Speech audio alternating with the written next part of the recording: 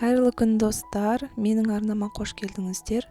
Ең алдымен тіркеліп, қоңырауды басып кетуді ұмытпаңыздар. Менің жаңа шыққан видеоларымды алғашқы болып көру үшін. Өте дәмді, жұмсақ болып шығатын оладий жасап көрсетемін. Отбасыларыңызға міндетті түрде жасап беріңіздер. Ең алдымен 2 жұмыртқаға қантты саламыз, араластырамыз.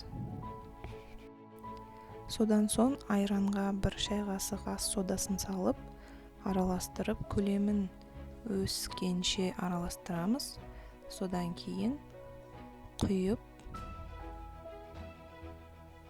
тағы да араластырамыз.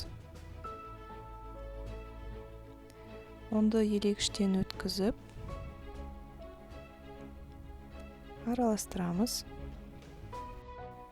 Енді майды құйып, араластырамыз.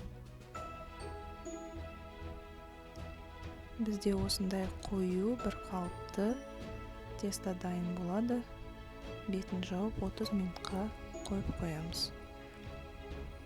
Табаға аздап май құйып, қасықтап, аздан тестамызды құямыз. Начинкамызды саламыз. Изюм, шоколад, банан. Басқа да начинкалар қолдансаңыздар болады. Қайталап тестомен начинкамызды жабамыз.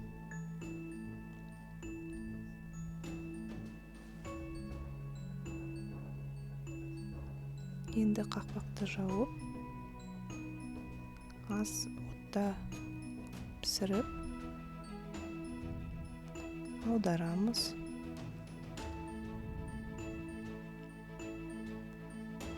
Осылай барлығын пісіріп аламыз.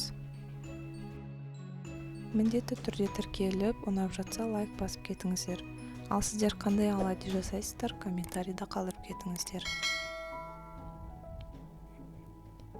Видеоны соңға дейін көргендеріңізге рахмет. Біздің оладушкеміз дайын болды. Ас болсын.